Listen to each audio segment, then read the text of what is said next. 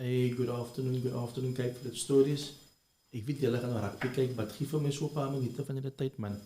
I've got two ladies with me in the studio, and we are going to talk about drug abuse and the programs that they, offer to our communities. They are from the PAGAD welfare sector or department, so they will introduce themselves. And I want you guys to share this live. Please do share it and also ask questions. It's very important for us to be part of this conversation. Drug abuse is something very big, and we need to catch our youngsters at a very young age so that our youngsters can, be safe. I mean, op die ouderdom van 9, 10 jaar oud is ons kinders op drugs al. And once they get to 15, 16 years old, then we have a problem. So please do tune in and please do share this live broadcast. Thank you so much for joining, ladies, and welcome to Cape Flats Stories. I'm going to give over to the young lady to introduce herself to us. Thank you, Stanley, for inviting us to your program, the Cape Flats Story. Yes, I am Zahra Kriel, and I am from the welfare structure of PAGAD, People Against Gangsterism and Drugs. Thank you so much. Yeah. And over here we have a guest as well. Yes, thank you. Peace and blessings to everybody. My name is Fatima Osman, also part of the PAGAD welfare structure, and then also the part of the secretariat. Thank you so much. We have a problem, and that is social ills, and people run to drugs and alcohol as an escape mechanism. This has always been the big problem, and we need structures and programs in place to assist our people. It's no use we're gonna, say we must get rid of drugs, and people will find alternatives. But I want to know more about your program, because you are focusing now on the well-being also of young people. Not only of young people, you've mentioned to me adults as well. Give us a more breakdown of your program. Okay, yes. Our welfare program consists of various aspects. And like you rightfully said earlier on, that children as young as 9 years old are into drugs. And this is not from now, it's from years that we're working with them. 8 years, 9 years, even less than that sometimes.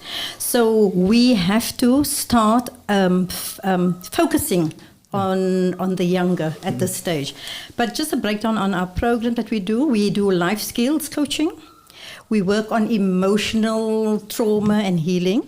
Also, we have various workshops that we run with both families, substance abusers, and parenting, actually.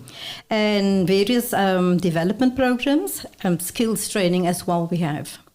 Okay. And in your side, just tell us more about what it is that you also contribute to this program. Yes, so we do a lot of drug counseling, but more emotional healing, because we find that people go into the centers, they go in, they come out, relapse, and when we work with the emotional clearing, we find that there is, healing that takes place, because a lot of the people that we work with have anger issues and abandonment issues, and there's a lot of emotions, stuck emotions that we deal with. So we find we clear that. And I also know, from experience that youngsters, especially in the actual fact Thursday, I've spoken to a few youngsters. They've mentioned to me the way what's happening at home is working on them, and there is no way to release that stress or to speak to anybody. I think one of our biggest issues is that we don't have proper programs, and like you rightfully mentioned, we have issues with people go to a rehab, few days later, months later, they relapse. We have a big relapse number as well. But the programs that we should actually implement should be ongoing assistance, and I think that is what you guys offer. After you've done with the program, you still do work with the individual afterwards, right? Yes, when we do the actual substance abuse counseling, we'll work with the individual first. Thereafter, because it's a long process, and the reason why they actually go into drugs is, like you rightfully said, there's issues at home, so they find a sense of belonging. So where do they go to? They go to outside people that they think will help them and calm them with drugs. That's right. And that's when they fall into it. And like we have a holistic problem where we like to deal with the whole family. It's not always possible, because sometimes the family doesn't come forward. But very importantly, the families, parents at home needs to know that everybody needs to be in a rehabilitation program, not just the substance abuser. That is a very important point. We try and help them to change a complete mindset, to give them an understanding of what is going on within the individual and why and where it comes from. And what I normally do is when I start with working with an individual person, I usually start with something called a genogram, which is, I have a little diagram with them and I branch out the whole family, mother, father, brothers, sisters, and I ask the individual that has the problem, the relationship of each individual. Once I do that, I can immediately find out or can tell that where there is a problem with the individual. And then we work with that. Yeah. And like you've mentioned also, you draw out, and in many cases, you probably can see a similarity. Sometimes there isn't a family structure. There Correct, isn't a yes. family tree. Correct. And I don't know how you feel about it, but I feel in our communities, family is something that needs to be, we sort of need to find a way to bring families back together, that values are missing. I mean, everything starts at home. And maybe we should look at, fixing the family, but we can only fix the family if the family is willing to be fixed. I don't know how you feel about that. Yeah. Sometimes, yes, because at the genogram is when you look at it, once we've done it, is at a glance, you can see where there's broken lines and thin lines and no lines. Yeah. Connecting in regards to the relationships, and then you can see, and then there's also where there's abandonment or death, even the grandmother died, or those are issues you pick up. We also do a rundown of 0 to 1, 1 to 2. I go through that whole process up to the age, and then see where major issues happened in their lives, and then we deal with that, because there's a thing that we call stuck emotions, and you see it plays up in their lives throughout with that. Yeah. And the thing is this, trauma is something dangerous. If you don't fix trauma at a young age, that traumatic child, then like I mentioned earlier on, or we agreed, they turn to alcohol, they turn to drugs, and they turn to violence because they feel that's the only way. And like you mentioned as well, somebody else will take that individual's trust and use it to their benefit.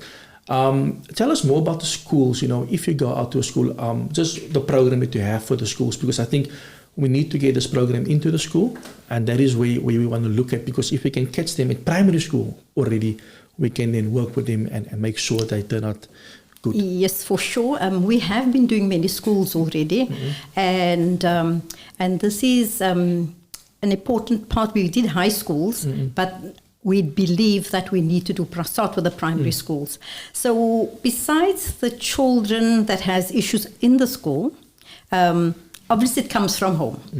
Then we find that poor teachers need to deal with those same issues. So what we do there, we don't only work with the students, we work with the teachers as well. And we try and train the teachers or educate them as to how to deal with these situations at schools. So we work on, there's a technique that we especially use when we work with the teachers. It's called emotional freedom technique, not just with the teachers, with the children as well. But we like to get this through to the teachers in order for them, so that it filters down in the schools. So it's called emotional freedom technique, which we work on, and it releases, like Fatima mentioned, there's always trapped emotions stuck somewhere. I mean, in all of our lives for that matter. We might be perfectly happy and okay, but when you go through the emotional freedom technique, often we find something comes up. Something comes up. You'll either start crying, although you were the perfect happy person, but emotions comes up. So this is the EFT, and we work with that. So it releases stress, releases trapped emotions, and we want teachers to get it through with the children in the class. I actually worked at a school with children that could not, they called it a reception class, which children from 5 to 9, I was at an Arabic school. So the children never heard a word of English, and they were the most disruptive child in the school. So when I started this technique on the class daily. It was amazing the change that happened within the actual child. Their concentration became better. Their whole self became a better person, and the rest of the teachers couldn't understand how a child could change like that. Yeah. But it's only when we started doing and understanding the emotional freedom technique. And you are so right, because many of the parents, don't have the skills. And I have to be honest, because of trauma. That's another factor. When our mothers and fathers used to raise us when we were younger, there wasn't a lot of trauma happening, because it was okay. There wasn't people laying dead along the road as we go to school. It's things that we see on a daily basis. And for that, we need, obviously, certified people to assist us. And tell me quickly, just one thing, how do you find it working with youngsters, especially, at the age of 13? Is, many times we feel, like we have youngsters that are gunmen, they are hitmen at the age of 13, 14 years old. I feel that we are losing our youngsters very young. And when they normally come to us at the age of 13, 14, and I want to say it's almost too late, because it feels that we have failed our my young people. How do you guys feel about it? Because obviously you're going to have to work harder, and you're going to put in more time with those type of young people. Yeah, the 13-year-old especially, from 13 is a very difficult age. That's the change of a stage where they're going into teenage years. So that's a very difficult. They're trying to find themselves, with change in their own bodies. Yeah. So things can be very difficult for them to actually change. So it would be a long process with them as well, working with them. When they are on drugs, that could also be a difficult one. But, moving into them, training them, teaching them how to change their mindset. But again, it comes back to the family. We always have to go back to the family for them to understand what is going on with them. Okay. I just want to ask our sister over here. So after we work with the young people, do we also now go back to the family of those young people and also assist them? Because this is where we also now need to train them to help the youngsters, like you mentioned rightfully earlier on, the lapse, people lapse. Because I feel that parents and the family don't understand how to work with that person. So I think that is where we obviously need to talk to it needs to be a training session for the individual, but also for the family. Do you guys assist with that as well? Yes, we do. And we find that it's very necessary, because we will go through the whole process with the young person. And these people that are on drugs, some of them they're intelligent. They are, you hear the mother say, hy was jou goed kind, hy was 'n goeie kind, weet jy wat dit gebeur. Yeah. So, but life is fast. Parents are busy, when, like you said, when the child wants to speak and, he wants to tell his mother something, we don't have time to listen. So they will go out and speak to their friends, or whoever, and anybody, and out there are watchers. So you get these people that target our children, they're watching the children, and if this child is got low self-esteem, this is a child that they can target. So, yes, it's very important that we first, if anybody comes to me with the child, and then they say, I'm going to get my child to you, and he's not going to come, he's not at home. I say, don't worry about the child, you come. Let us work with you. That's first, get the issue of where you act in this time. And then you assess what the parent is saying. And then there again, besides even working with the child, we find we have to work with the parent first, because they love their child, they want the best for their child. That's right. But they might not have the skill, they are themselves got anger issues. The husband is not playing the role, so you have all these added factors that affects the child. But there's another factor. So here we've got an individual who has a problem, a drug problem, but then there's the siblings who doesn't have a problem, but they get sidelined. So the child who has a drug problem would steal this child's things, and parent would say, it's okay, man, we will buy you something. And then this child then goes into a depression and just keeps quiet. And we think that they're quiet and they're okay, but really they're not. So it's like she said, it's a holistic program. Yeah. And I think what you mentioned now, the holistic side of it, you need to cover all the areas. You have different scenarios, like you have a grandmother nowadays looking after all the kids. The grandmother can't actually look after these kids. It's becoming difficult. The grandmother is old already, so the grandmother can't look after them because she can't, she has to now provide for them. I mean, you have grandmothers with 6, 7 children. Mother and father is on drugs, is alcoholic. And I think that is where also we have a big problem. And we are not really getting the right people in to assist, and I'm talking in general. We're not really getting programs that is working because the problem starts at home. It's not a government problem. Government can create certain things, but I think it's where we as communities needs to come in. And I think this is where the program comes in. The program comes in to help individuals, to help families, to reach out to them because it's a crucial time. Probably every third, fourth house, if you go down the street, has the same issue. Where there's one youngster that is on drugs, that is, a gangster. And I think it is growing, the numbers are getting bigger.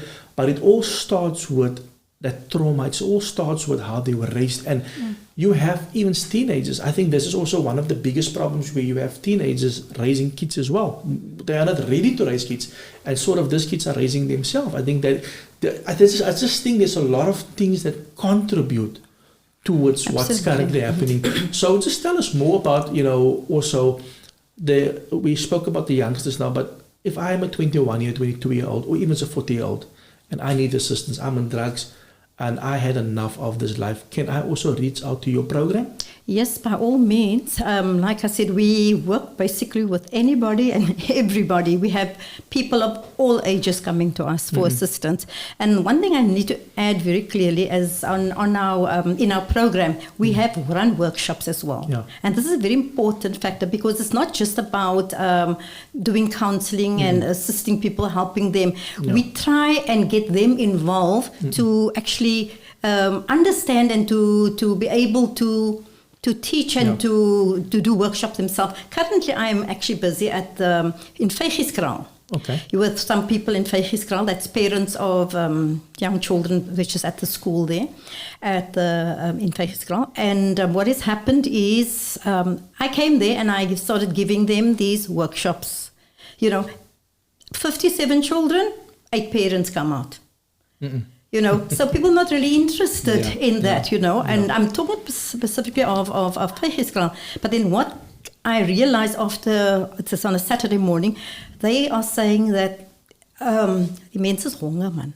Hulle het nie kos, hulle slaap, they have a drink, then they sleep, and they have a drink. So this is what, besides everything, there's the hunger issue in the communities as well. And that's why many of the youngsters don't know what to do. Their parents are lying drunk there, so they go into gangsterism and drugs.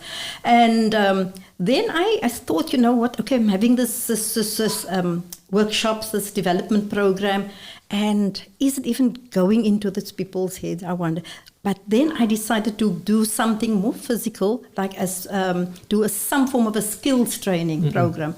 And then I started teaching them sewing and pattern making. Wow, that was what they wanted. They wanted to be able to do something, amazingly. And I thought, okay. So I said to them, I'll do half an hour of development program, and the next hour we do skills training. So in order for them to be able to uplift themselves in some way or the other, whether they are able to sew something for their own children or something for their selves, or even, I said, even at the later stage, you can make something to sell. One item at a time. So it's vast. The problem is vast. It's not just about going to drugs and dealing with the issue and going to, try and heal them. There's more than just going to the family home, and it's just much more than that. And we have to work with it. We do follow-ups. We do a lot of things with these families, Yeah. So it's not an easy task, it's not an easy job, but we do our best, and we try our best to do whatever we can, where we can. And you are so right, because just what you mentioned now, we need also the parents to buy into this. We need the community to buy into this. We have a big problem. I mean, aside from the drugs, we don't even support our kids when they go to school, when there's a school meeting. It's small things like that make a change. And like you said, the kids just want to be felt loved. They want to feel that they belong. And like Helene said something here, I just want to read one of the comments quickly here. Here we go. It's such a long ongoing problem. After so many years, it's still the same. What's the solution? The solution is very simple. We need to get involved. Not one person, but all of us need to get involved. And we need to support the program. We need to sort of sell the program to the people, because that's the only way how we definitely going to get people to, how things are going to change. I feel over the years we have disconnected from society. We've become a society where we live for ourselves. And I think that also leads to things like this. When I was growing up, it was still okay. I'm sure when you grew up, it was still okay. But it has become worse because we have, all those intergenerational things that came with us, where we don't worry with one another. It's okay when I close my door. And I think that is what we need to change. We need to become more of humanitarians, Just on your side, what do you feel is the things that people should do to make this program work? How can we make this program work? Yeah, first of all, as you mentioned, when you say disconnected, it's spiritual disconnection. Yeah, yes. That's a big thing. Yes. The spiritual disconnection, changing the mindset to be more God conscious. That's right. Sometimes we just do the rituals, but to be more God conscious, I think that is the key, or that's the foundation for anything. Yeah. After that is, I would also like to just add that we don't blame parents. Parents are doing the best that they could do. Yeah. Right? They're doing their best. Some parents would even tell us, I don't know what to do. Yeah. I've tried everything. Sometimes I would even ask him the question, so what if you did know what to do? Then you'll be surprised how the answers even come from themselves, because we all know what to do, but we just need some hand, somebody to hold my hand or to guide me. Or we're not saying we know it all. We trying our best out there. We're just having a different way of doing it. And what we have found is spiritually is to become more God conscious, to work on the mindset. And we find when we do that, we see progress. That's right. That's right. I think that the emotional intelligence side is very important. That is where we need to focus on. Somebody one day said on this page that we as colored people lack emotional intelligence, and I was upset, but I was also short, but she is right. We need emotional intelligence. Because whenever we get cross, we resolve to violence, to shooting, and things like that. Some things don't always need reaction, and that's where emotional intelligence comes in. That is where a young person that didn't get it from his parents, if the mother and father fought over a piece of something in the house, they're going to think it's right. I think we as parents set an example, should set a positive example to our children, and because we don't do that, they see the negative things we do, and they're basically sponging from us. And I think that is where we need to ask ourselves, where did we go wrong? Because our kids are becoming, they say a child is improvement of their parents. But it has become in such a state where the parents is not a role model, or not really playing the part that they're supposed to play. So now the child is becoming worse than the parent, So over to you. You wanted to. I just wanted to make a comment, or the lady that posed the question, where she asked what is the solution, and you mentioned that everybody must get involved. Yeah. Now I need to say here, we get a lot of calls as PAGAD. PAGAD get a lot of calls from people, wanting us to come and do something, to come and help, to come and assist in an area. But I need to say, it is just, we can go into an area now, but we have to leave again. And the problem continues. So it is important that each and every person get involved. The question I always ask, you have one drug dealer in the road. 50 houses in the road. How is it that the 50 houses cannot deal with that one drug dealer? That's right. Why? It's because of fear. Now, we want to tell the people not to fear. Fear only the Almighty. That's because these guys are absolutely nothing without a gun. That's right. But even so, we still have to really trust in the Almighty. In the Almighty. So I want to ask the people, when they ask PAGAD to come in, please, please, please get involved. We tell them normally to get a group together. We will come in support of you, but we cannot come and clean your area for you without your help. They have to be part of it. Because we are people against gangsterism and drugs. So it means people everywhere, in That's every right. community. That's right. Can And I add? yeah, sure. Just on that is and that's where the empowerment programs come, because we help you to overcome that fear, that you have. You know, people fear the debt collector. Yeah. People fear, there's a lot of things that they fear. But when you have the tools to work with overcoming that fear, you'll be able to stand tall. That is right. And like you mentioned correctly as well, everybody wants PAGAD to clean it. Yeah. But they don't want to work with PAGAD. You can't fix something if you're not part of it. Tomorrow the same thing is going to happen. Absolutely. You know, many years Absolutely. ago things were cleaned out, but it happened again because we weren't part of things. There is programs in place. I think we need to realize what is missing in our communities is programs to fight social ills. And that is what we need to promote, is the programs to fight these things that the social ills is not a gangster. It's the man behind that gun. It's behind that gang. There is some issues that they're carrying with them, and those issues are making them to be this invincible, this powerful, mighty guys, which they think they are. And we need to fight that at school. We need to fight it at home. And the father, I think our father, tomorrow we celebrate Father's Day. And that is one of the biggest things that we need to address if you go into our communities. Die pa is daar nie. I mean, you ladies go out, meetings and stuff. Die vrouwmensen komen uit in die honderde. 3-4 months come out. Absolutely. I think fathers need to really, once the fathers start playing their roles as men and as the lawmakers, things will change. I think fathers really, and sometimes I understand we are busy, we have to work, but I think we need to make time for our children. I don't know if that is also something that you picked up, but I feel that men needs to play their part. I would say yes, but also there is an exception of some men that really put their effort and their heart That's in right. it. I mean, talking about our PAGAD members, brothers, you know, I mean, they put their all and everything into it. But yes, in communities, when you go to a community program, you will find the majority. You find men there, but the majority is women. And you know what? I always say maybe the Almighty gave the women the strength, and He gave the women the strength to stand up against many things. Yeah. Yeah. Somebody just asking, how can I get in contact with you? I just want to post your number here.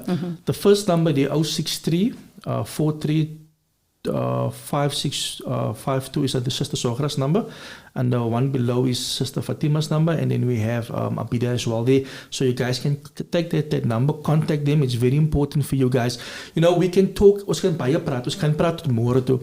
But if we don't become part of this program, if we don't support the program, it's so good to say yes, but that's not going to work. It's not going to work if you're not going to work with it. You know, it is a program that needs me and you and everybody involved to make it work. I think our problem is that we have dysfunctional families, and we need to fix the dysfunctional families. You know, yes.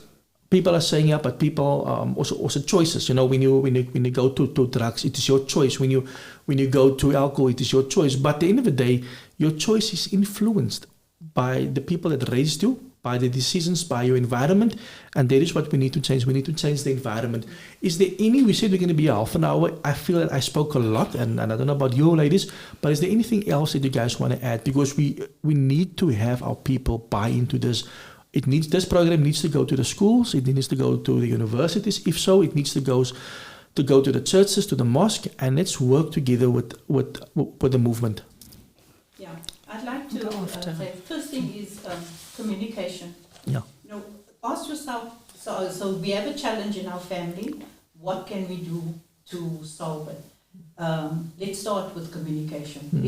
And then with communication, and as Zuhra's got a nice program, and she'll probably explain it, but get the family together and listen to your child. We don't listen to our child. That's right. You know, we hear, but we don't listen. The child has got something to say, and then, you know, either the child is too small. And we work with these, the 0 to 7, 7 to 14, 14 to 21. The 14 to 21s are looking for role models. Yeah. They don't want to be told now clean your room and wash up and that, but that's not what we as parents are doing. Yeah. We leave the 0 to 6, 0 to 7, 7 to 14. So to communicate, to assess your own environment in your home, and then say, how can I assist? We are busy, we've got busy lives, but like you gave an example, and I just want to share with EQ, okay? So here's the child, and the child spills the drink on the white new tablecloth. Oh. So what is the reaction and what's the response? Yeah. So the reaction will be more, did you get hurt, or you wet, or you okay? No. Yeah. It'll be about this tablecloth that you missed. That's right. Unfortunately. Yeah. So how could we respond? Would be, are you okay? And this is already with the child already. And then also then with that behavior, the aggressiveness comes with that child, with his sibling. That's right. And he will then grab and scold and hit because he sees the pattern. But again, I want to say it's to look at communication, listen to our children. Yeah. And you're right, yes, emotional intelligence. I'm telling you, because ek gooi sommer kind met 'n bord, and that is wrong. That has been intergenerational. It is. So that we have to unlearn and relearn. It's a skill. Yeah. EQ is a skill. It's a skill. So yes. we have to learn, and listening is a skill. It is true. It's true. And like I say that one of the communication is important, also the understanding of it. And one thing I always do, and I'm going to show, I don't know if it's going to come up on the camera, but I'm going to show that, okay? Be that as it may. This is something I use in most programs that I work with. And when there is a problem in the family home, besides throwing the glass or screaming and shouting at the child, get the family unit together. Get them together and unite, okay? Understand that no problem is solvable immediately. It has to be nurtured. We need to get together, discuss the issue, what the issue is, and we need to encourage other that things will get better, things will change. Respect is one of the most important things in a family home, amongst friends, amongst people generally. Respect. We need to know the person or where the problem is. We need to know that we will support each other. Okay, trust that the thing will change. We need to change our attitude. Each of us has an attitude. Like you said, ek gooi sommer daai glas. Okay, what's your attitude? So and we need to understand and find out what is needed, what is the needs in the situation, in this problem that we find ourselves. Then, once you understand all of it, will we be able to deal with it? And I use this thing a lot, and then it actually gets the people thinking, we didn't discuss it, we didn't nurture it, and that's why the problem's never solved. So we need a lot of understanding as to how to deal with any issue. And that is true. I think in everything we need to be patient. We need to have also an understanding. Like you mentioned, we want to fix things now. So the quickest way to fix things is to give the child a hiding of his or her life. And that damages a child. That adds more to the trauma. That child is later on so afraid of you. You've become a monster because Mommy slaat vir my as ek verkeerd is. And that is exactly what they're going to do. They're going to hit their children. And like that's the problem. I mean, the Quran and the Bible speaks about the generational curses. And that is the generational curses. We think it's something that, a sky that comes over. No, it's our behavior. We need to fix our behavior because that is the things that is actually having an effect on the community. But thank you so much. I really enjoyed it. People can get hold of you on the numbers. Yes. You guys are doing schools, you have programs, they can come to the office or call on the numbers. Because I think after this, I think one of the questions that we get a lot at Cape Flat Stories is, we can help. I mean, it used to be first people over the age of 20, 18 years old. We have an issue where people message me, email me, my child is 12 years, 11 years old, I don't know what to do. Die kinders nou is dan 'n 5. They can sit waar die man hier rond. And I think that is the biggest issues. So I think parents should get a hold of you guys. And also parents should get the school to get hold of you guys because this is an ongoing fight. Our fight is not each other. Our fight is the social ills. Yeah, I need to also add that we have a Facebook page and people can inbox us on the Facebook page as well if they need any assistance. Okay. I will drop the Facebook page in the chat later on, guys. But thank you so much. Really, it's something that we need. It's something that we need to talk more often about. And anything else from your side? Just before you hoy the copy, I'd like to just leave you with the traffic light, the robot. Yeah. What colors are they? It's red, amber, and green. Green. Okay, so before you throw that copy, you're going to stop. And then you're going to think Yeah. of what your actions will be when you actually throw that copy. Yeah. And then the third one is you go forth responsibly. Yeah. So I just like to leave you with I that. think Stanley will think twice now before we throw the cookie. No, yeah. I will not think twice because I'll take a minute. And you know what? What actually helped me? I spoke to Dr. Amina Peck, and maybe we should have this discussion. I don't know if you know her. Yes. Yes, I And know her very well. we should actually I have this. deserve it. Yeah, we should actually sit down with her maybe one day. I said to her, something that changed my life was emotional intelligence, because also some of us finish school, some of us go and study, but the university don't really teach us you these things. So we have IQ, but then we lack the EQ. And when you get into the workplace, you realize, but I'm frustrated. I don't like these people. Absolutely. Because of the things that our parents taught us. So a degree or a diploma doesn't really fix you. But I think one of the most powerful courses that you can do is an emotional intelligence course. It teaches you how to behave, how to act around people, and how to respect other people. And I think also it comes down also to the Quran and the Bible. There's a lot of things that is taught in there as well. And like you rightfully mentioned, was that we lack God in our lives. We have become a people that are living as if we are gods. We are the ones that makes the decisions, and that is so sad. But thank you so much.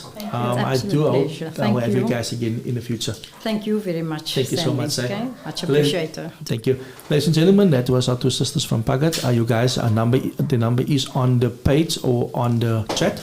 You guys are welcome to contact them, and please do, if your child attends a school, ask the school to actually contact them, get hold of them. This is something that we need to have in the schools as well, and in the communities, the churches, the mosque. Please do get in contact with them. Thank you so much. And this is Uncle Stan signing out. Cheers.